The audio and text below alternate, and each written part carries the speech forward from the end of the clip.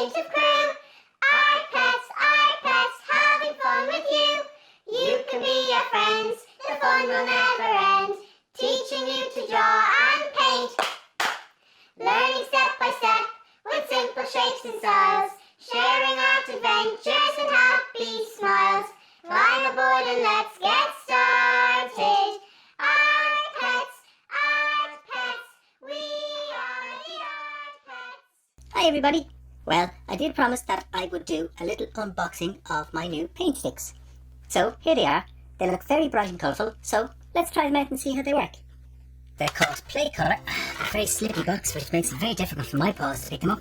So they're called Play Colour and they are called Paintsticks. Play Colour Paintsticks is what they're actually called. Let's see what it says on the back. So, we have Paintsticks, special for school use, for drawing and painting in a fun, easy and clean way, for painting on paper, cardboard, wood, etc. Instant application with no need for water.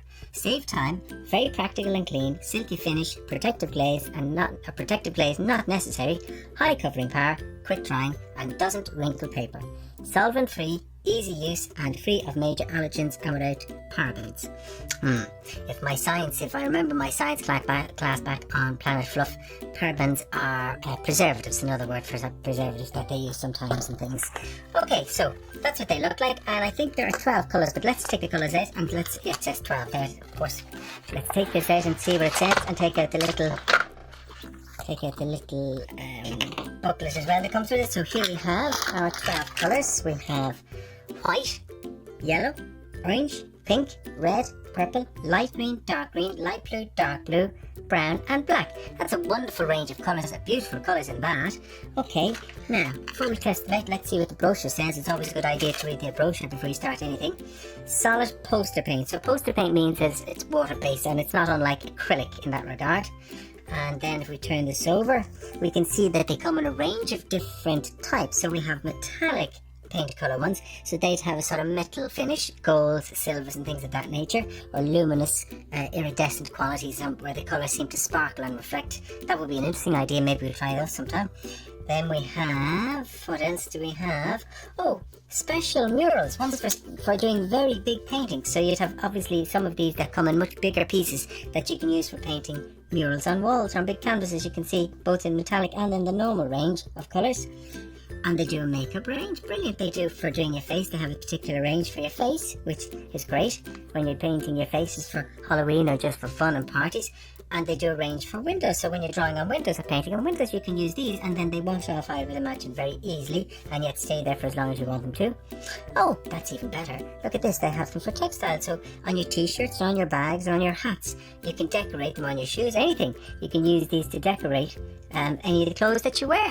Fantastic, that's a great range. I think I will pick up some of these other ranges at some point and maybe do some little unboxing and some little demonstrations of how to use them for you and show you how to use them in other ways, because I think they sound very exciting and very fun. And then this one here, fluo, seems to me that fluo is vibrant colours, are very luminous colours, are very reflective colours. You can see extremely bright oranges, bright pinks, bright blues, bright greens, bright yellows, so iridescent, very bright, a bit like highlighter pens, I would say. Very bright colours.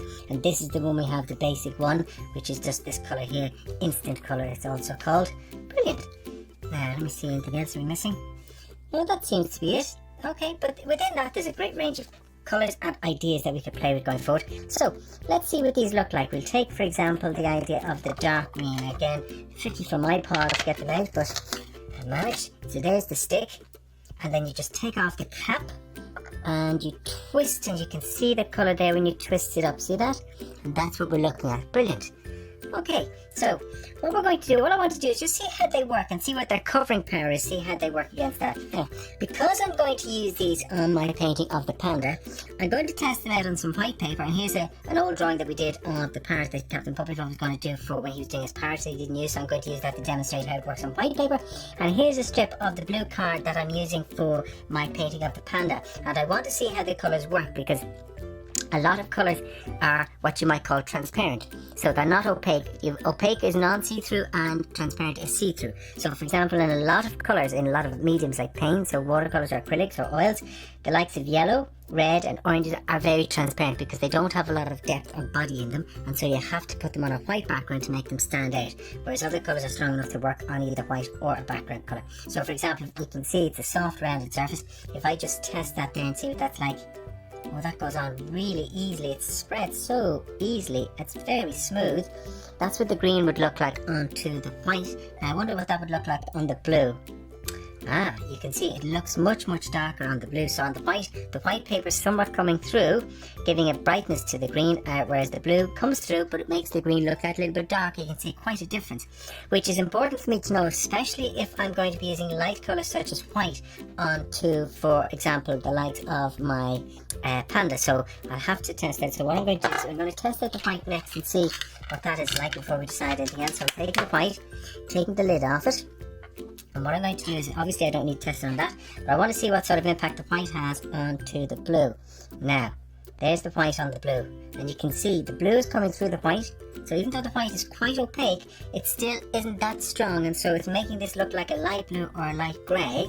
So what I'm going to do is going to leave that there, and then I'm going to see how long that takes to dry, and then I'm going to test it in a few moments and see if I put a second coat over it, would that make the white much stronger and much darker, because that's important if I'm using other colours. For example, let's say I wanted to take my yellow and on my bamboo on my panda painting, I may have to use yellow, but it's very hard. For example, if I have the yellow on the white, if you look at that, that's beautiful, it's bright, it's vibrant, it's colourful. If I try that yellow here, oh, it looks like a light green, which may well suit my purpose, but if I wanted yellow, then it doesn't. So what's yellow on the white is a green on the blue, so it's mixing. So what I'd have to do in that situation is make sure to put white down first on my yellow space, and then when that's dry, paint my yellow over it so that I get the impact of yellow. And that will probably be the same for the likes of my red. So considering I must test that and see, we'll see, given that we have the parrot, and we just take out the red and we will try that and see how that works. So you can see I put that. Again, it's a beautiful colour, and they move so easily, and they're very easy to use, and they flow very well. That's the red on the white. Now let's try the red here. Oh, you can see it's much darker again. So even though they say they're quite opaque, they still have a certain degree of transparency, which means that if we're using them and we're going to get opaqueness, I'd have to put them on several times to get the strength of colour that I'm looking for. So you can see on white paper the red looks quite bright. On the blue paper it looks much darker, much deeper dark red. And I would imagine that is the same for the oranges and the pinks. Which one will we try next? We'll try the pink. I like the pink, it's a great colour. Now, so we'll take a little bit of pink. Pink is one of my favourite colours, such a lively, happy colour. And that is a lovely colour there. Now I wonder what it looks like here. It looks grey or purple in that space, depending on how you see your colours. Can you see that? Can you see how that looks almost purpley in that space? So obviously the blue is mixing with these and giving a different influence, so I'd have to calculate that when I'm using them. But I have to say they're really lovely to use and very gentle. Let's try black, because I will be using black on the canvas. So let's have a look and see what the black will be like. And we take out my black. Again, take off the top, and I would say this would be quite okay on both surfaces. So on the black, or on the white rather I should say, you can see it's quite striking, quite dark. And then on the blue, pretty much the same. So the black isn't as affected. It seems a little bit stronger on this one than by comparison to this, because on this, even though it's black, a little bit of the white paper comes through, so you get a softness about it, almost like grey. Whereas here on the blue, because it's not as bright as the white, it's coming up more like a dark black or an opaque black in that space. Okay, now let me see, has my white dried? Yes, it has. So what I'm going to do is I'm going to take a second layer of white, because I want to see if I can make my white stronger. So I'm going to come in, and on this side here I'm going to put in a second layer of white. And you can see without doubt that the white, when I put it on a second time, is much stronger. So when you want to get more depth in your colour onto a darker sheet, what you need to do is put on one layer, and then you let it dry and you put on a second layer. So that's pretty much how paints work. So they work very much in the same way as standard paints, acrylics and oils work, where you put on a first layer and a second and a third and a fourth, and as many layers you need to get the strength of colour that you need. So you can see that second layer of white on the right hand side here is much brighter than the first layer that I put on. Now what I'm going to test after that is if I put some yellow or orange or red or pink over that, will I have the same strength of colour that I have on the white paper there? Because if I'm using these background colours for fun and playfulness, which I will be, to show you different effects as we continue with our videos and our painting lessons, I need to be able to make sure I can get the colours that I wish to have and get the brightness in the colours that I wish to have. So we'll just give that a few moments to dry, and then I shall test out the other colours. This is now dry, and I'm just going to take the 4 colours that I would consider to be most transparent to test them out. So I have my yellow, my orange, my red and my pink. So I'm going to start with the yellow, and we'll just touch it up on the white paper again up here. So I put a line of yellow. You can see that's quite bright and vibrant. Let's try it on this and see.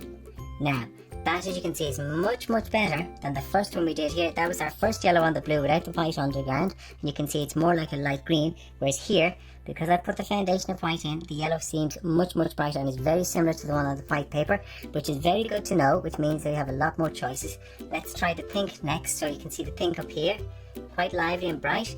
And let's put it beside our yellow and see how that works. And again, you can see it has a lovely brightness and vibrancy into that space. That's 2 so far that have worked. Let's try the orange next and see. Oops, we can go for 3 out of 3. So I'm taking my orange and I'll put that up here. Again, very bright and very vibrant on the white. Let's try it on the white on top of the blue. And again, very successful. You can see very little difference between the two, almost exactly the same, which is great. We've gone for 3 out of 3, and finally going for 4 out of 4. Our red, which you saw up here, we'll try it again on the wing. Very bright. Let's see how that works on the white here. Perfect. You can see it has equally the same brightness on the white on the blue paper as it has here. There is the first red we tried on the blue without the white on the ground. You can see it's very dark, whereas the brightness, the natural brightness in this colour is showing through there. You can see the pink that we have here, and that's it there. That was it on the blue paper earlier, and it too looks very dark, more like a violet. So what we discovered is that they are very easy to use in terms of just testing them out like this. They're also quite transparent, so if you're using them on white paper, that's great. You get lovely light and brightness with them. But if you're using on colour paper, you need to put in a foundation of white first if you want the brightness of your yellows or your greens or your reds or oranges coming through. Well now, they were fun to use. I'm really looking forward to using them when I show you how to paint the panda and her baby in my next video. Until then, have lots of art adventures, and I will see you soon. Bye!